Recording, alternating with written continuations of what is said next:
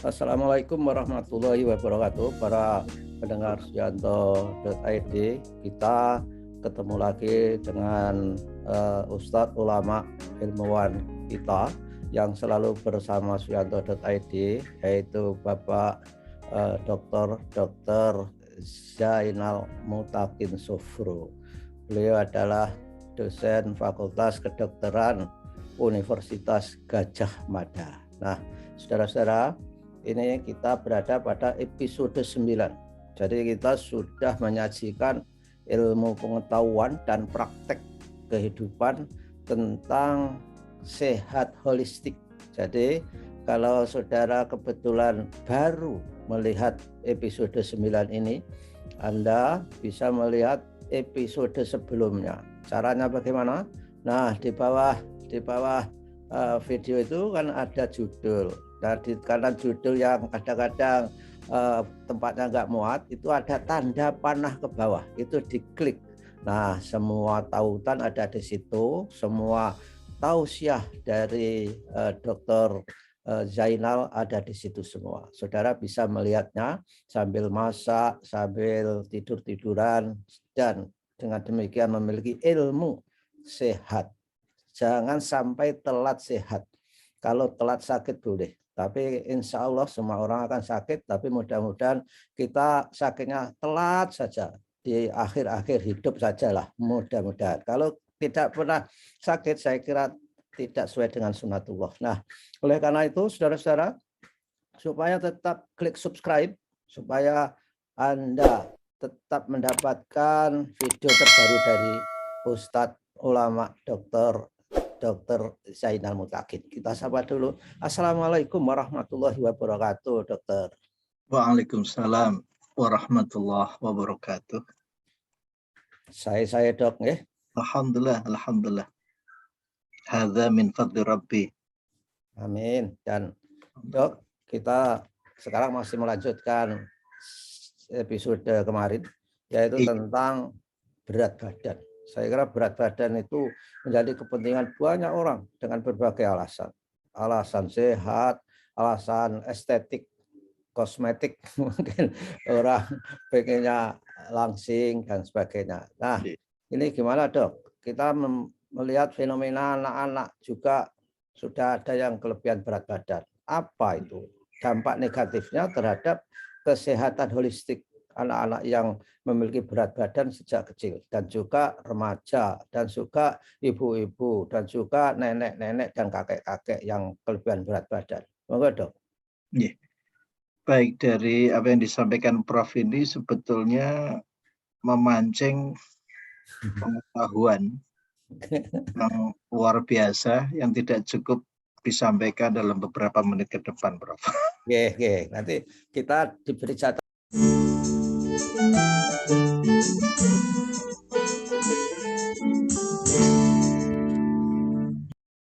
Waktu 1 semester, dok. Nah, jadi sebetulnya mengenai berat badan ini tidak hanya semata kita fokuskan pada lemak badan, Prof. Okay.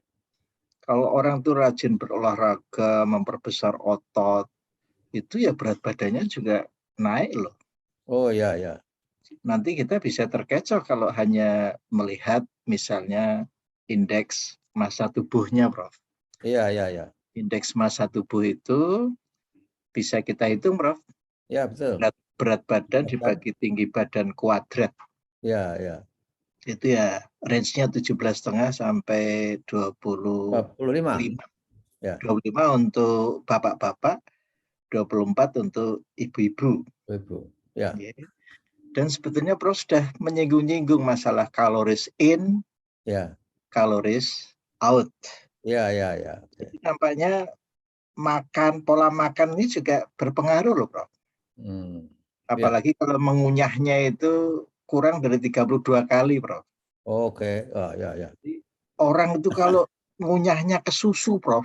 Ya. Tinggal lep, itu nanti cepat sekali jadi lemak, Prof. Wow, ya. Karena orang yang mengunyahnya lama itu tidak cepat lapar loh, Prof. Oh, gitu ya. Oke. Ya. Terus gerakan rahang itu connect dengan pusat lapar dan kenyang, Prof, di otak itu. Ya. Oke, jadi kalau kita itu sabar mengunyah, ya, itu nanti proses untuk menjadikan lemak itu ya lambat juga itu loh, Prof. Hmm. Itu Ya, ya. mengunyah. Kenapa kita dianjurkan mengunyah itu sampai 32 kali. 32 kali. Nggak peduli kiri atau kanan, yang penting 32 kali, Dok. 32 kali, tapi Anda perlu bawa counter itu, cetik, 1, 2, cetik, itu betul, Prof, ya. Jadi 32 kali mat-matan gitu loh. Maka nanti Prof bisa mirsani kalau pas jagong manten, gitu, mana yang paling cepat habisnya. Itu mesti orang gemuk. Nah, itu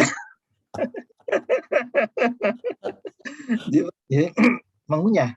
Dan kemarin kita juga sudah menyinggung-nyinggung loh, Prof. Mengunyah ini salah satu komponen penting untuk memelihara kondisi homeostasis atau steady state. Dan ini termasuk temuan dalam ilmu kedokteran yang baru. Oh iya ya. Ya. Ada riset baru ya? Baru ini ilmu kedokteran yang sangat baru, Bro. Iya ya. Wah. Ini mengunyah. Para bidan, suster, calon-calon itu perlu mendengar ini juga, Dok. Betul, betul. Nah, itu tadi yang dicontohkan kan kerbau itu kan, Prof, itu kan rajin mengunyah itu. Iya, iya. Makanya tenang hidupnya. Nah, itulah. Tapi minta maaf loh, Prof. Gerakan rahang itu tidak selalu dikaitkan dengan makan. Oh, ya, ya, ya. Jadi misalnya dengan menggerakkan ketika membaca Al-Quran itu kan menggerakkan, gitu. Oh, itu ya. bagus sekali itu, Prof. Ya. Karena ketika rahang bergerak itu keluar enzim, itu, Dok. Itu bagus sekali, Prof. Tidak hanya itu, tetapi minta maaf, Prof. Ini yang selama ini kita tidak pernah ngeh ya, bahwa telinga itu senantiasa mengeluarkan cairan dari dalam. Itu kalau tidak dibantu dengan gerak rahang, itu bumpet, Prof. Oh. Itu yang namanya, minta maaf ini, Prof, ya, ini makhrajnya, pronunciation-nya harus betul. Itu yang namanya cerumen prop. Cerumen prop. Cerumen prop, bukan F tetapi P. Prop, ya. Prop, itu namanya jeluatu. Oh. Yang bisa membuat orang itu tuli karena bumpet. Nah, saya pernah mengeluarkan itu, Prof, sebesar jari kelingking, Prof. Oh, ya, ya, ya, ya. Seorang waktu saya tugas di Tegalioso itu, beliau tuh sedih, saya kok budak sekarang ini. Ya, itu ternyata apa? Kegagalan tubuh mengeluarkan kotoran di dalam telinga. Nah, maaf, Dok, yang kalau dalam bahasa Jawa disebut curek itu apa? Curek itu, Prof. Nggih. Curek. Oh ya, ya, ya, ya, oke. Terus mereka sebetulnya fat atau lemak itu ya. Nah, itu sampai bunteti atau menutupi lubang telinga itu, Prof. Dan itu bagian THT itu yang senang kalau mendengarkan ini, Prof. kita kampanyekan untuk supaya orang rajin membersihkan cerumen prop. Ya, dengan cara mengunyah yang lama gitu loh, Prof. Ya. Jadi mengunyah itu nanti dia akan keluar itu, Prof. Oh ya, ya, ya. Seperti ada peristaltik gerakan persis, itu. Persis, Prof. Dan kenapa, Prof, itu kalau wudhu itu kan memancing dia membantu keluar juga itu, Prof.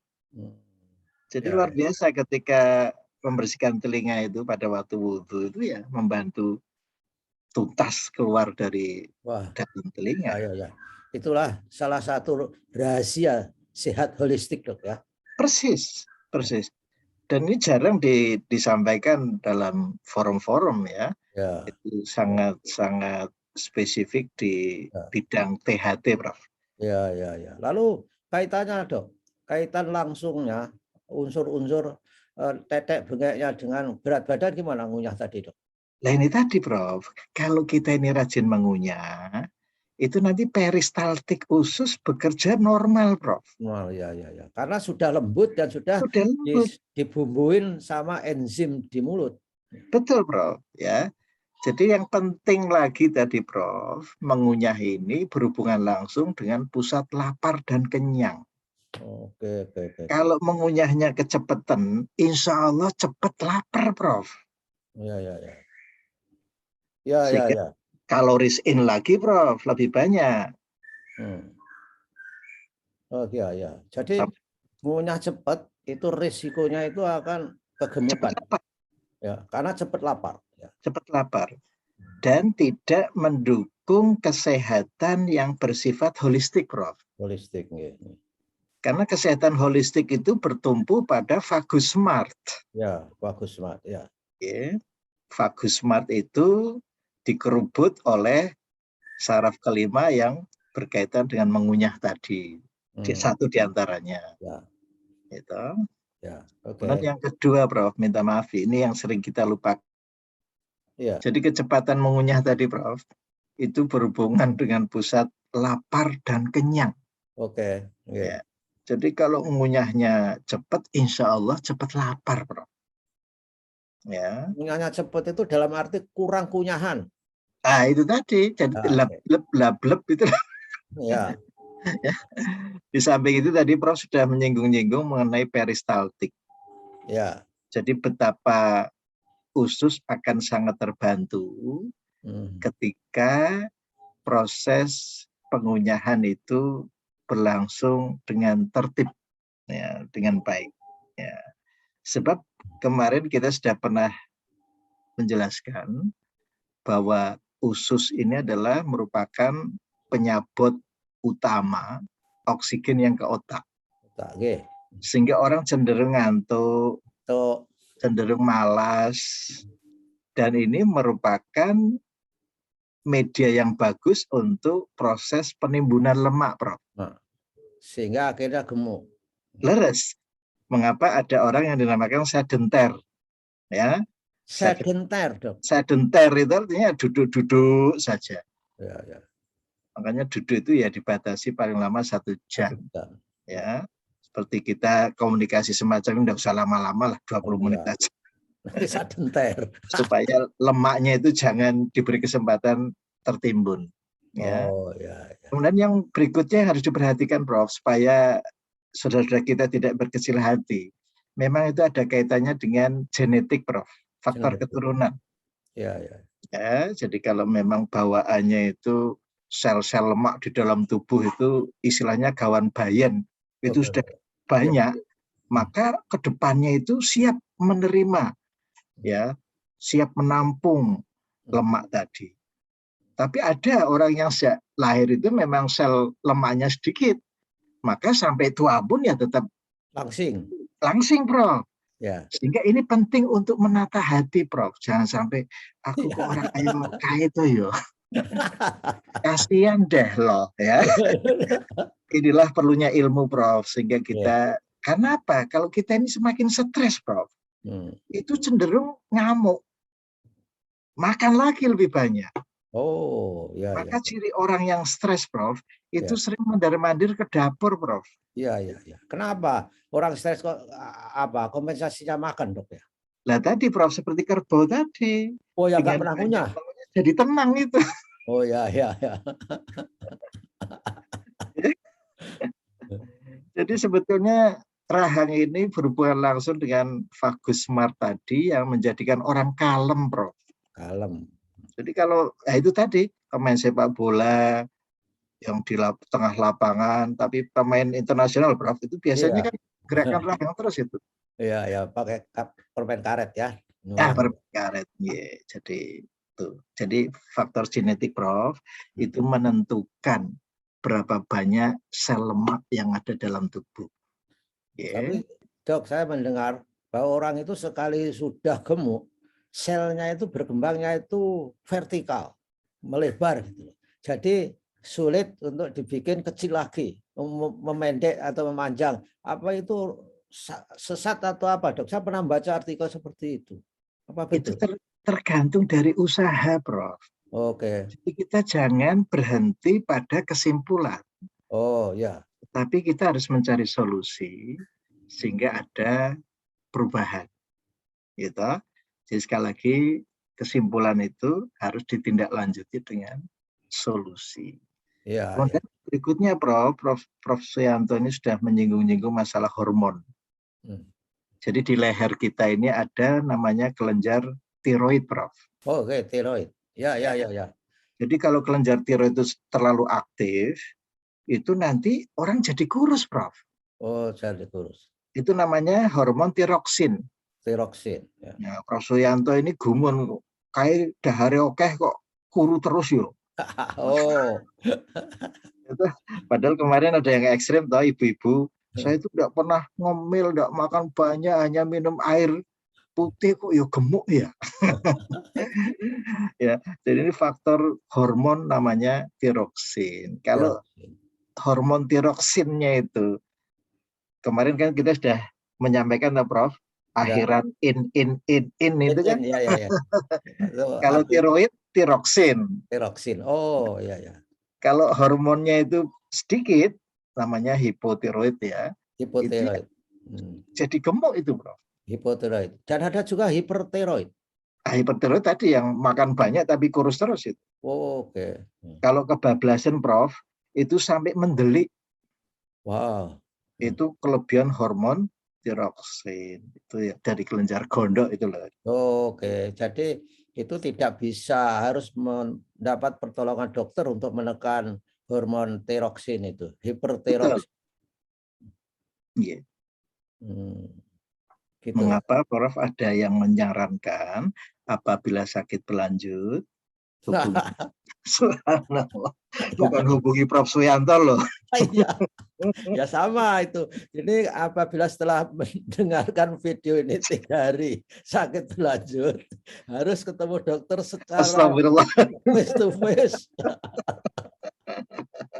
Malah reklame ini. Loh, bukan, ini Subhanallah. memang sunatullahnya kan begitu, Dok. Jadi Tapi kalau ke Prof. Suyanto ya mesti diberi sayuran biar lemaknya itu tidak cepat numpuk itu. ya, ya, ya, insya Allah. Sebentar lagi saya akan metik singkong, daun singkong, Dok. Alhamdulillah. Nah, apa dampak kegemukan itu lebih banyak dibanding yang kekurusan atau sama-sama membahayakan terhadap kesehatan, Dok? Jadi, Prof, kalau kita menggunakan indeks massa tubuh, kalau kelebihan dari 25 untuk pria, 24 untuk wanita, ya, itu lutut pertama kali yang berat, Prof. Ya, ya, ya. Banyak sekali ibu-ibu itu mengeluh lututnya, aduh, gitu. Kedua adalah kenaikan tekanan darah, Prof. Kemarin kan kita sudah menyinggung-nyinggung yang namanya sel lemak itu juga perlu makan. Ya, jadi tekan darahnya naik. Kemudian yang ketiga, Prof, kemungkinan munculnya penyakit gula atau kencing manis. Oh, jadi awalnya kegemukan bisa menimbulkan penyakit gula, bukan sebaliknya, Dok? Persis. Jadi karena lemak tadi menghalang-halangi insulin, toh, Prof? Insulin, ya. Ya, itu akibatnya gulanya tidak bisa digunakan oleh jaringan sehingga tetap saja di peredaran darah. Sebaliknya kalau kurus, Prof, itu gampang keropos tulangnya, Prof. Tulangnya, oh tulang ya.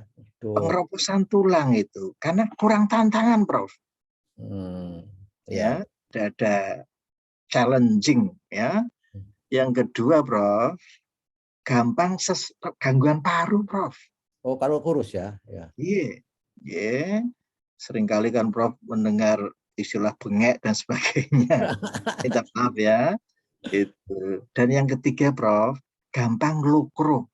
Oh, kalau kekurusan ya. Iya, depresi itu. Oh, depresi. Karena merasa tidak punya daya.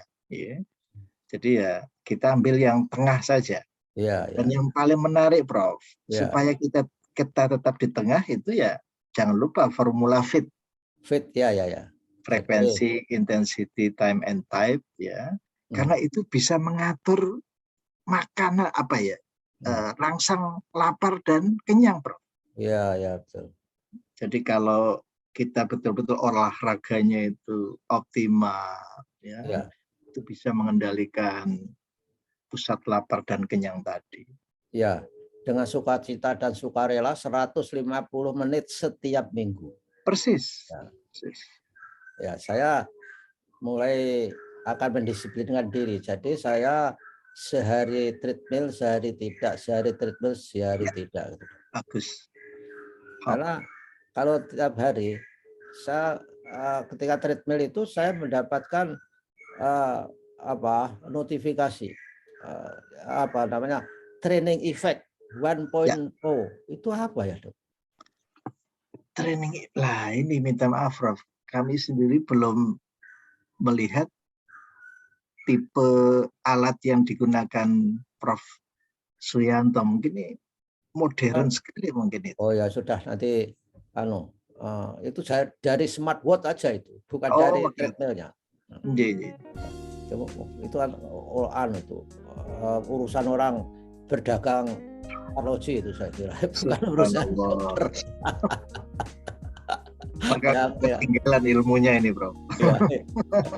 Dan jadi kesimpulannya, Dok, orang terlalu gemuk overweight dan orang yang kurus underweight sama-sama memiliki kerugian. Yang benar itu adalah yang di tengah, yang umatan wasaton. Wasit, Prof. Ya. Wasit selalu di tengah itu. Ya, wasit selalu di tengah. Sehingga indikatornya adalah body mass index-nya tidak boleh lebih dari 25 pria, 24 wanita. Cara mendapatkannya adalah berat badan dibagi sepertiga. Dibagi tinggi badan kuadrat, Prof. Oh, oke. Dibagi tinggi badan kuadrat. Tapi saya, Prof, tinggi badannya itu dalam satuan meter loh. Ya, betul. Ya, jadi saudara-saudara, coba setelah mendengarkan video ini, Anda cuma menghitung body mass index. Kalau nggak mau, masuk ke Google, di situ ada formula. Jadi klik body mass index, Anda tinggal memasukkan data-data saja. Nah, baiklah, Dok, saya kira ini saatnya kita berpisah. Insya Allah ketemu lagi saudara-saudara yang belum mengikuti episode-episode sebelumnya. Klik judul video Ustadz, kemudian akan muncul semua tausiah selama ini yang sudah saat ini mencapai 9 episode. Dan tentu saja insya Allah kalau saudara share dengan keponakan, anak, nenek, kakek, itu menjadi nilai ibadah juga. Terima kasih, Dokter. Wassalamualaikum warahmatullahi wabarakatuh. Waalaikumsalam warahmatullahi wabarakatuh.